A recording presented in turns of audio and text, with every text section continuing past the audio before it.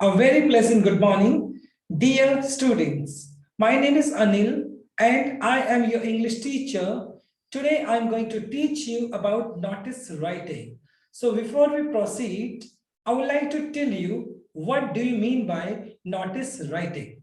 See, my dear student, notice is a formal document which is generally written by an office, by an institution or school to address the number of people, to the crowd, to the students.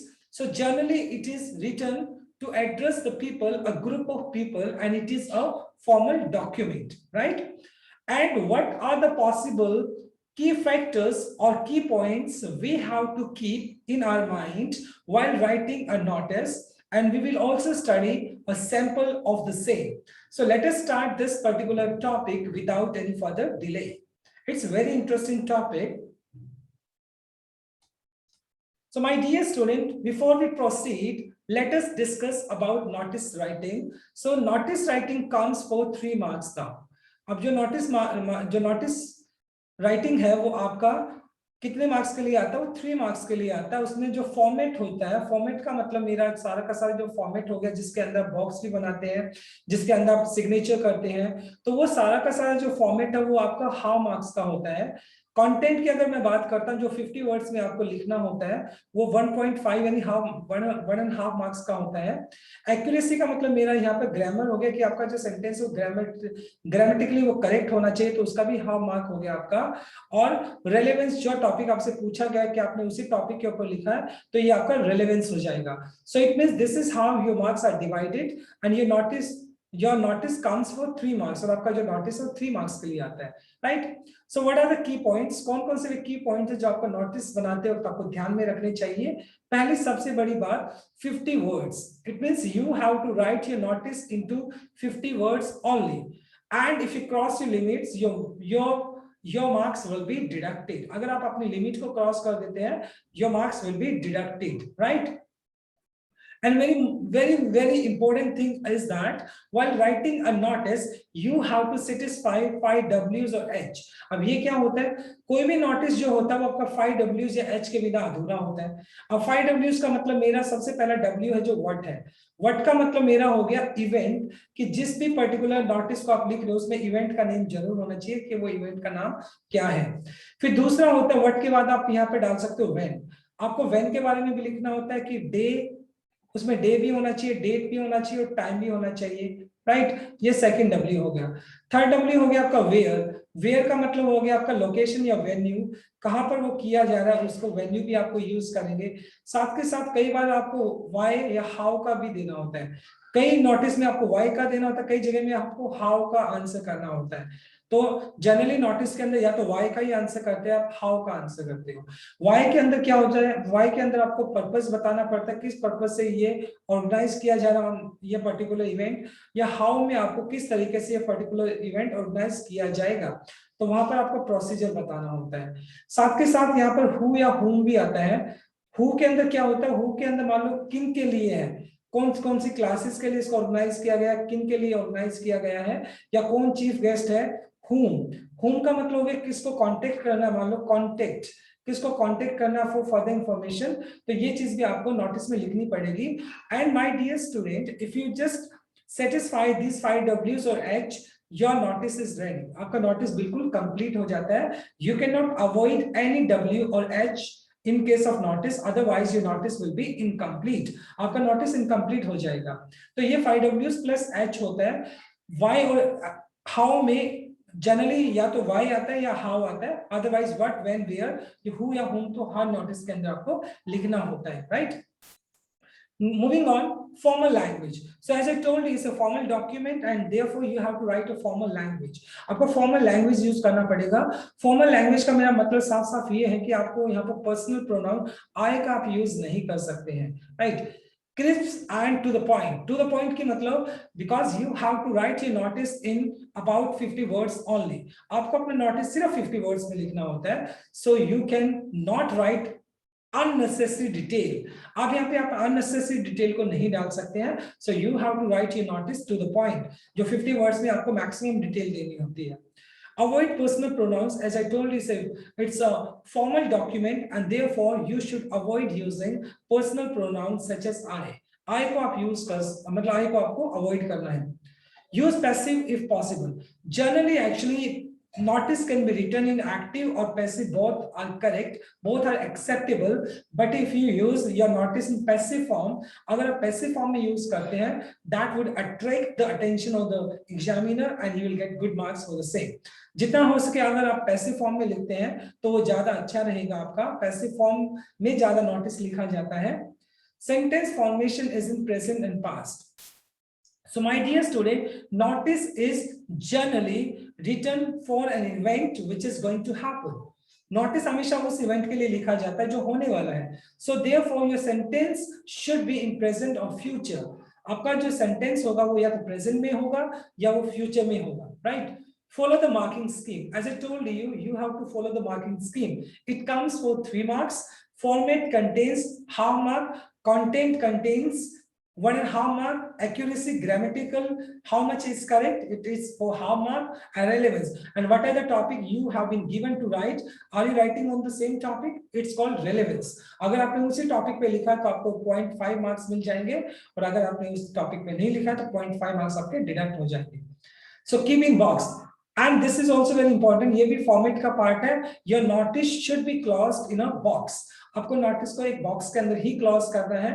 Write the name of the institution and undersign if given. My dear student, if a specific name of the institution or undersigned, it means the person who is writing this notice is given, then you should write that particular institution or undersigned name only. In case if it is not given, then you can assume or you can write any name or any person name as well.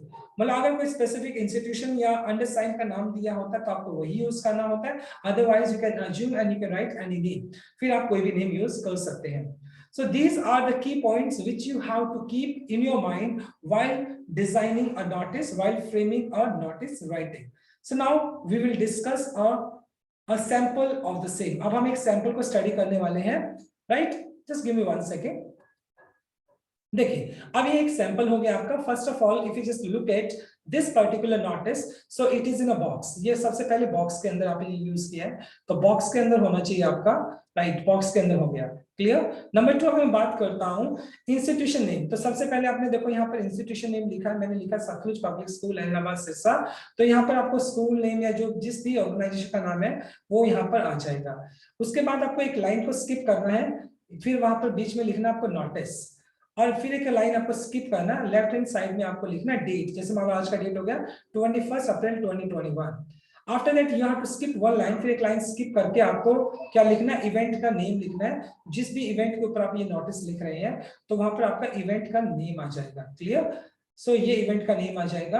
और ये मतलब फिर last में अगर बात करते हैं तो सिग्नेचर भी आता है, नेम भी आता है, डेजिग्नेशन आता है. तो ये होता है आपको फॉर्मेट. ये पूरा का पूरा फॉर्मेट हो गया, और फॉर्मेट के आपको 0.5 मार्क्स मिलेंगे अगर आपका फॉर्मेट बिल्कुल करेक्ट है. Now coming to the point, content. Content मैंने बताया था आपको, कंटेंट हो गया आपका 1.5 यानी 1.5 मार्क का होता है. ये जो 50 वर्ड्स आपने लिखे होते हैं, इन्हीं 50 के वर्ड्स के आपको 1.5 मार्क्स मिलते हैं. And what are the things you have to write in this particular 50 words. 50 words के अंदर वो आपको क्या क्या चीजें लिखनी होती है, वही आपका 5 W's होना चाहिए सबसे पहली बात, या फिर आपका H होना चाहिए. अब देखते हैं okay, have we used these 5 W's or H in this particular notice or not. सबसे पहले हमें चेक करना है कि हमने वो 5 W's यूज किए. देखते हैं, स्टार्ट करते हैं. It is hereby pleased to notify, मतलब बड़ी खुशी के साथ ये सूचित किया जाता है that our school is going to organize an inter-house cricket match. हमारा स्कूल है वो इंटर हाउस क्रिकेट मैच क्या कर रहा है, ऑर्गेनाइज कर रहा है. तो सबसे पहले हमें आंसर मिल गया व्हाट का. व्हाट क्या हो गया यहाँ पर देखो, व्हाट आपका हो गया इंटर हाउस क्विज कॉन्टेस्ट. जो इंटर हाउस जो हाउस क्रिकेट मैच है, तो हमारे ये व्हाट हो गया. तो हमें पहले व्हाट का आंसर मिल गया, पहले W का आंसर हमें मिल गया है. On 25th April 2021 at 9 o'clock in its playground. अगर आप देखें दूसरा 25th April 2021 at 9 o'clock, तो दूसरा W का भी हमें आंसर मिल गया. when, ये कब होने वाला है, ये होने वाला है 25th अप्रैल 2021 at 9 o'clock. तो हमें इसका भी आंसर मिल गया, डे डेट टाइम हमें पता चल गया है, राइट? इन इट्स प्लेग्राउंड, साथ के साथ हमें वेयर का भी आंसर मिल गया। वेयर क्या हो गया, आपको वेन्यू बताना है, कहां पर होना है वो वेन्यू आपने बता दिया, इन इट्स प्लेग्राउंड, प्लेग्राउंड में होना है। So we have answer 3 W so far, हम 3 W's का यहाँ पे आंसर कर दिया है। The motive of this event is to select the best player, और ये जो इवेंट हो रहा है इसका मोटिव क्या है, क्या मोटिव है इसका, event is to select the best players, कि बेस्ट प्लेयर्स उनको सिलेक्ट करना है for constructing a school cricket team, मतलब स्कूल का एक क्रिकेट टीम बनाना है, उसके लिए क्या करना है, उसके लिए आपको सिलेक्शन करना है बेस्ट प्लेयर्स का। तो यहाँ पर आपने आंसर कर दिया वाई, वाई का आंसर कर दिया, तो यहाँ पे आपने पर्पस बता दिया किस पर्पस से किया जा रहा है, टू क्रिएट और to construct a school cricket team, जिससे कि स्कूल टीम को बनाया जा सके। तो यहां तक हमने अभी व्हाट, व्हेन, वेयर और व्हाई इनका आंसर हमने कर दिया है। दोज हु आर इंटरेस्टेड या विलिंग, जो लोग मतलब जो भी बच्चे इसमें विलिंग है पार्टिसिपेट करने के लिए, willing to participate it, can give their names to their respective house incharge, और जो भी बच्चे इस particular inter house cricket match में पार्टिसिपेट करना चाहते हैं, इंटरेस्टेड है, वो अपना नाम किसको दे सकते हैं, वो अपना नाम अपने हाउस इंचार्जेस को दे सकते हैं। किसको दे सकते हैं, हूँ किसको दे सकते हैं, यहाँ पे देखो हमने हूँ का भी आंसर कर दिया। हाउस इंचार्ज की बात करें, किसकी बात करें, हम इंचार्जेस की बात करते हैं, जो उनके हाउस इंचार्जेस है उसको आप अपना नेम दे सकते हैं। For further notification contact the undersigned, और इसके अलावा भी आपको कोई डिटेल चाहिए, कोई नोटिफिकेशन चाहिए, तो आप क्या कर सकते हैं, यू कैन कॉन्टेक्ट द अंडरसाइंड। अंडरसाइंड में उसी बंदे का नाम आता है जो इस पर्टिकुलर नोटिस को लिखता है। तो सबसे पहले क्या करेगा, वो अपना सिग्नेचर लिखेगा, मान लो सिग्नेचर कर दिया उसने अपना, उसके बाद वो अपना नेम लिखेगा, और फिर उसके बाद वो अपना डेजिग्नेशन लिखेगा, जो भी डेजिग्नेशन है। मान लो कि अगर वो पीटीआई है तो पीटीआई कर देगा, या स्पोर्ट्स कोच है तो कोच कर देगा, या हाउस मास्टर तो हाउस मास्टर, जो भी उसका डेजिग्नेशन है वो इस तरीके से अपना डेजिग्नेशन यहाँ पर लिख देगा। So my dear student, these are the very very important key points which you have to keep in your mind while writing a notice, and rest will remain same. You have to change a bit information, otherwise everything will remain same. जब आप कभी notice बनाते हो तो generally यही format को follow किया जाता है, यही स्ट्रक्चर को फॉलो किया जाता है। अब जस्ट इमेजिन करें कि अगर इसके जगह इंटर हाउस क्रिकेट मैच की जगह यहाँ पे इंटर हाउस क्विज कॉन्टेस्ट होता, तो इसको भी सेम ही रखते ना। देखो, it is hereby please to notify that our school is going to organise an inter house की जगह मैं कर देता इंटर हाउस क्विज कॉन्टेस्ट कर देता, टाइम प्लेस में बता देता। मोटिव क्या है यहाँ पर, the motive of this event is to, अब क्या बता, बच्चों का इंटरेस्ट क्या करना है, जिससे बच्चों का इंटरेस्ट बना सके किसके अंदर, मतलब बच्चे ज्यादा से ज्यादा स्टडी करें, तो आप ये इसका मोटिव दे सकते हो। The motive of this event is to inculcate the habit of, या inculcate the reading habits among students. अब ये पर्पस देना चाहते हो कि बच्चों के अंदर क्या करना है, हमें रीडिंग हैबिट्स को डेवलप करना है, तो इस वजह से इसको इवेंट किया, इस इवेंट को ऑर्गेनाइज किया जा रहा है। तो जो भी आपका इवेंट है उसके हिसाब से आप थोड़ा अपना पर्पस या प्रोसीजर दे सकते हैं, रेस्ट विल रिमेन सेम, बाकी सारी चीज सेम रहेगी। और उसके अलावा फिर आप जो इंटरेस्टेड है वो अपना नेम दे दे, किसको किसको कांटेक्ट करना है वो आपको अंडरसाइंड में लिखना है, right. So this is the way and simple and very sober way to frame a notice. I truly believe you have understood this particular topic. So this is all about from my side today. So tomorrow I'll come with another topic. Till then, bye bye, take care and have a nice day. Thank you and have a nice day.